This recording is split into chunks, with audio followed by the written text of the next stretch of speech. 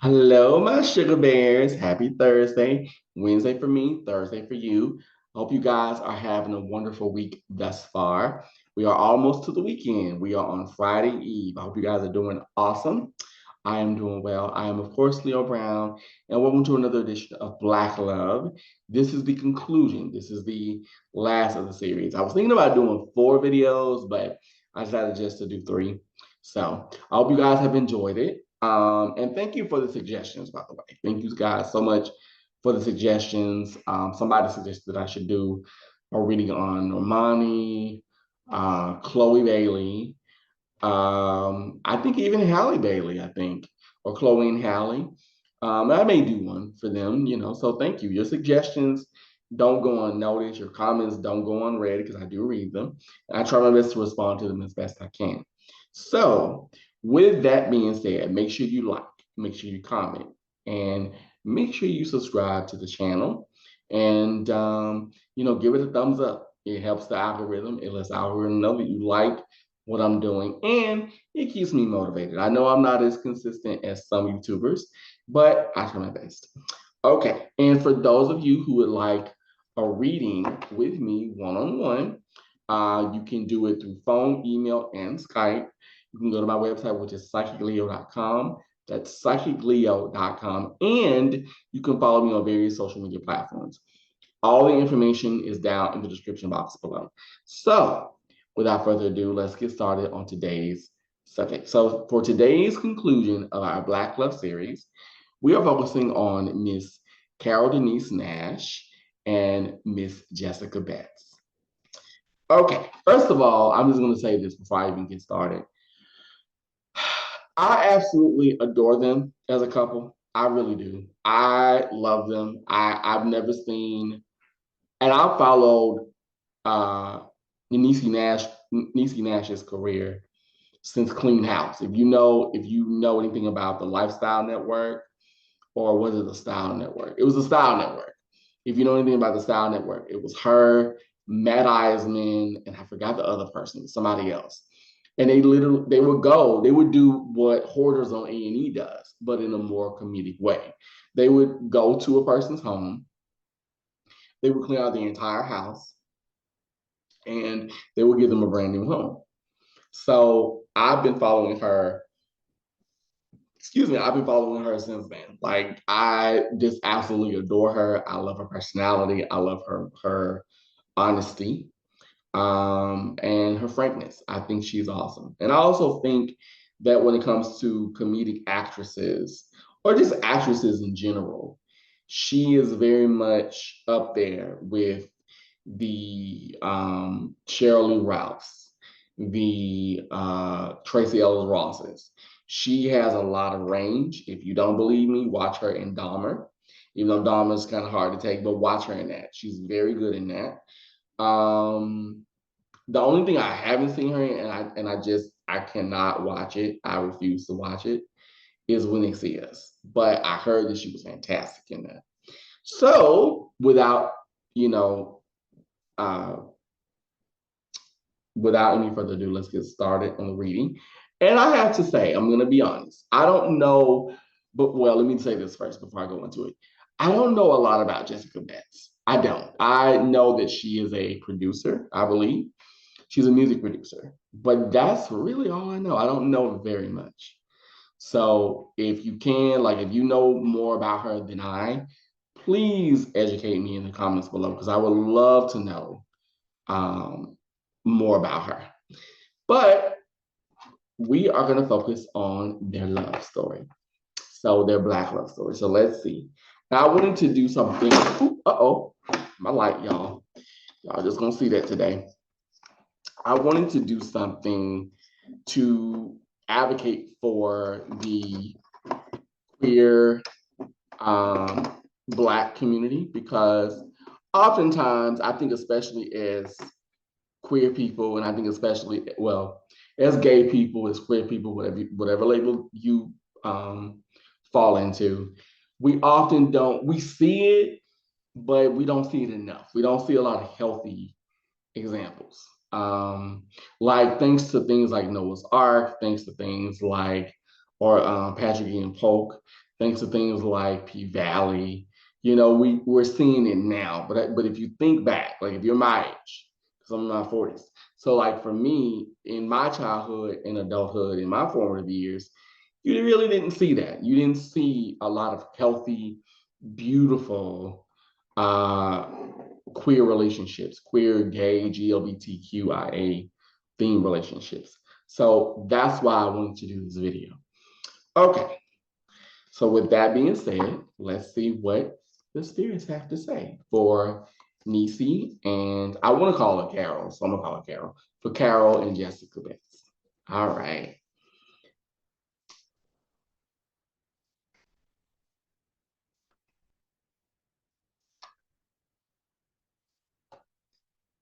Okay, I'm gonna stop here. So I'm gonna stop. Okay. I swear my ring light does not want to act right today, y'all. Forgive me.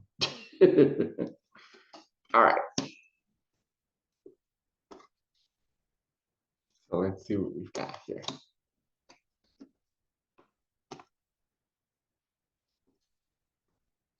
Hmm.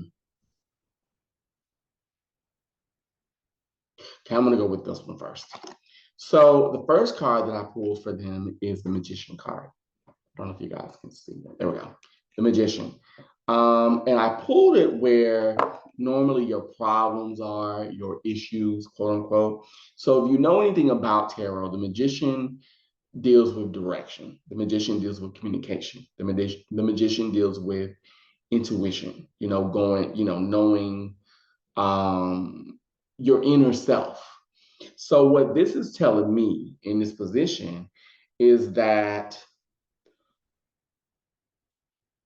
even though they are both very happy, they are both very in love, this is new to them. This is, and it's not new in terms of being in a relationship with a person of the same sex. Is more new in the sense of what I hear in my head. I literally hear cameras clicking, the spotlight, people wanting to know about them, people being nosy, people asking inappropriate questions. That's what I think is, and I feel like this is more new for Jessica than it is for Carol, because Carol is kind of like, okay, girl, whatever, I know how to handle the press. But I feel like with Jessica, Jessica's more private. Jessica's more like, I want to sit behind the scenes. I don't mind doing a few things, being, when called upon, or say if I want to try something, I'll try it because I am getting like acting, I'm getting writing. But I feel like with Jessica, you're more private. You're more like, let me do my thing from behind the scenes. Let me write, let me produce, let me direct. I don't want to be in front of the camera. I don't mind it. I'll do, a little two-step or two, but and I think that's where sometimes they clash, because I get that with Carol. Carol doesn't mind the press because Carol's like, listen, if how do I say it? It's marketing. Carol looks at it like, but girl, it's business. Granted, I understand we have privacy and we do have our private moments, but you also understand this comes with the territory of being with somebody who has a what's the word I'm looking for? Who has a busy career. So I feel like that's what it is. It's not that they don't get along. It's more so I literally hear cameras clicking in my head, like photographers. So it was more so that the whole people want to know everybody in your business. And I feel like that can be a bit much for both of them, but I think it's just in different ways. Um, okay, I'm gonna go with this one. So the moon card, I got the moon card in reverse. So this represents the past. And what this is telling me, and this is more so for Carol or Denise or Niecy, this is more so for you. So what this tells me is that before you met Jessica, I don't want to use the word confused, but I do hear that in my head. But I hear what I'm hearing in my head, literally, I hear two things. I hear confusion, but I also hear like misery. Like I literally get like that you were so unhappy. And I get emotionally like you felt weighed down before Jessica came into your life. And I get that now it's like, oh my God, she's opened up a whole new world, not just in terms of the intimate, because, that's the first place people go, but more so in living life, like in living like tomorrow could be your last day.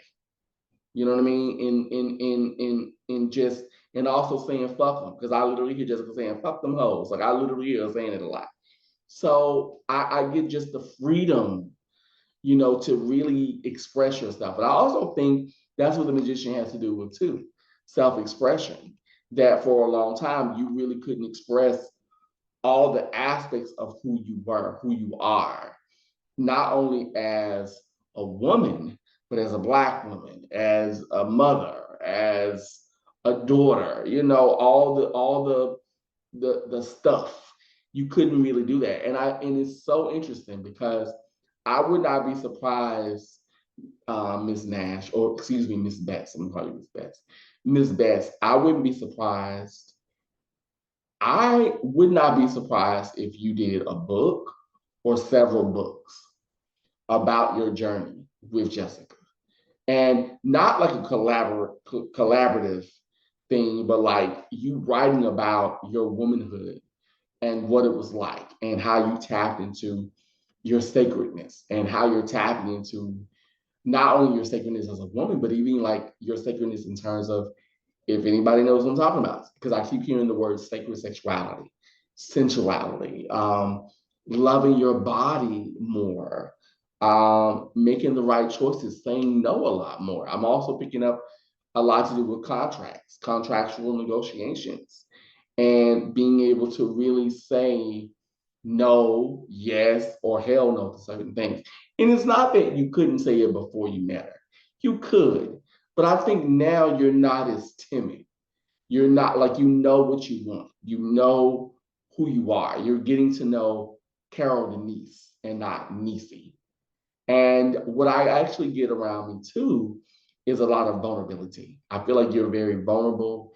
You're very sensitive. People don't think so because they often think that funny people, and I talk with my hands, excuse me. People often think that because you are funny, that, nothing phases you. But I get a lot of sensitivity. I get a lot of intuitiveness, actually, or excuse me, not intuitiveness, intuition from you. And you're a dreamer. You dream things and they happen. Let's see. So let me go. All right. So here we go. So I'm going to go with this card. And then we have two more and then we're done. So this is the Seven of Pentacles. So what this is telling me, and the Seven of Pentacles corresponds with the Chariot. So what this is telling me is that, and Pentacles deal with home, health, money, what else? The season, like fall, not fall, winter, the new year. So what this is telling me, I kind of get not, well, yeah, I don't get a new home, but I wouldn't be surprised if you did like home improvements or there's something you're gonna do with your house. And I do pick up a move. I wouldn't be surprised if you do end up moving or you have more than one home somewhere or you're wanting to do that. Because I'm seeing something where you guys want more space. You want to expand.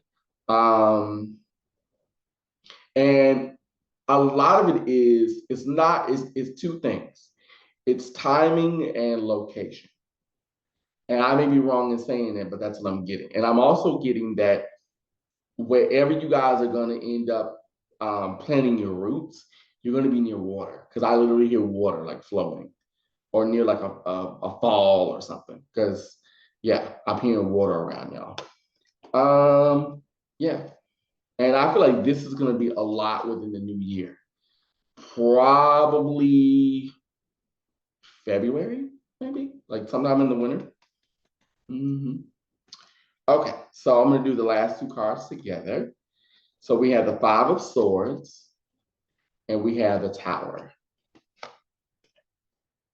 Okay, so often with the Tower, I'm going to start with that one first. So often with the Tower, And this was actually the last card I pulled. So with the Tower card, we often think, oh my God, oh my God, shit's gonna hit the fan. But often the Tower is a card of rebirth. The Tower is a card of letting go of things that don't serve you and starting over again, clearing the path, basically. So what this is telling me in regards to Carol and Jessica, this is also telling me, and it's so interesting, because I do feel like that, not that there's trouble in paradise per se, but what I'm picking up is that a lot of the things that they used to argue about, a lot of the things that they used to, a lot of the small stuff, they're going to start to really not sweat anymore. They're going to start to really be clear. And it's not going to be easy, because I feel like you have two people who are very strong and who are very stubborn, and who are like, no, I want it like this, and this is the way I want it, and blah, blah, blah. But what I'm picking up is that in order for them to really move forward, they gotta be able to say, you know what? We gotta let go of things that we don't need. And I'm even getting like friends, I'm getting associates, acquaintances, I'm getting old habits, everything from diet changes to physical changes like weight loss. I'm getting I get a lot to do with self-esteem, self-esteem, self-worth, growth. I feel like the next I feel like this next year, this upcoming year for them is going to be it's going to be a year of growth. It's going to be a year of like where they have to really get in the trenches. Because right now they're having a good time. They're really enjoying each other. But I feel like things are about to, and I hate to use the word realities, but yeah, things are about to get real for them. But I think it's going to be a reality that they can handle. I don't think this is going to be a bad thing. I think what will help them is just, and this is where the Seven of Pentacles comes in too. I think knowing what to throw away and knowing what to keep and standing on that. And if you do that, you guys will be fine. And I actually get like a merger coming up, like a production company merger or something like that. So I wouldn't be surprised if they do something like that together too.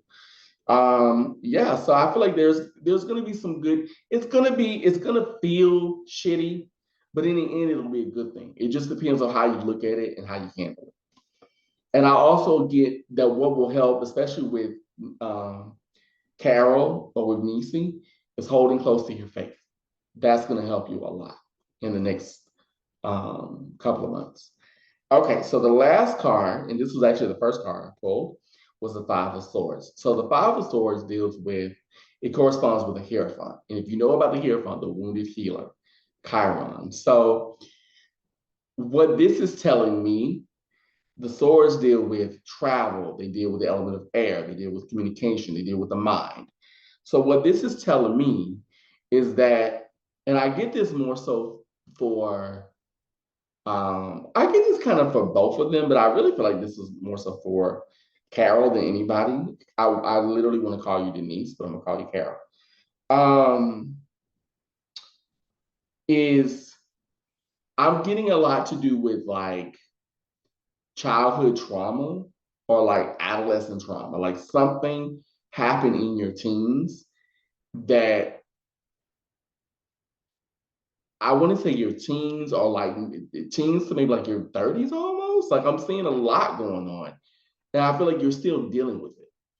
And what I'm also picking up is like something to do with a guy, something to do with something to do with somebody that was they were either murdered or um, they were murdered or they were shot. Because I'm seeing somebody being shot in the back. Yeah, but I feel like this is not, because like I know about one of them, but there's two more people. Two more people. They're like, I feel like this is not, and it feels like it happened one by one. And I feel like you're still working through that. You're still dealing with that. You're still grieving a lot of that. Maybe that's why I'm picking up the word nightmare a lot. I'm picking up a lot to do with you and your sleep. So yeah, I feel like that's what's going on with you now. But I think, and maybe that's what this whole reading is about. You, in order for you to have a healthy, happy relationship with your wife, there's a lot of trauma and drama that you have to purge yourself of. And it's not going to be easy, but it'll be worth it. And then for Miss Betts, the one thing I'm picking up around you, sweetheart, as her wife, is say what you mean and mean what you say. Um, and as best you can, don't shut down. Because I do pick up that you have a tendency to go within when things don't go your way or when you're frustrated. Um, and what I'm also getting around you too is you're another one that has to kind of, for you, it's not necessarily that you have trauma to let go of, it's people. And I hear in my head family and so-called friends. So yeah, that's what I'm getting around you, Miss Betts. I think, but honestly, I think you guys have an actual great relationship. It's just that now you're getting to the foundation. Now, or I shouldn't say you're getting to the foundation. Now you're harvesting. Now, you planted the seeds and you watered everything and the garden's growing, and now you're harvesting the things that you have planted. And what I keep hearing in my head is if you hold tight to one another and you keep yourself grounded in whatever you believe, you guys will be fine. So that is my love story for Miss Carol Denise Nash and Miss Jessica Betts. I hope you guys have enjoyed this.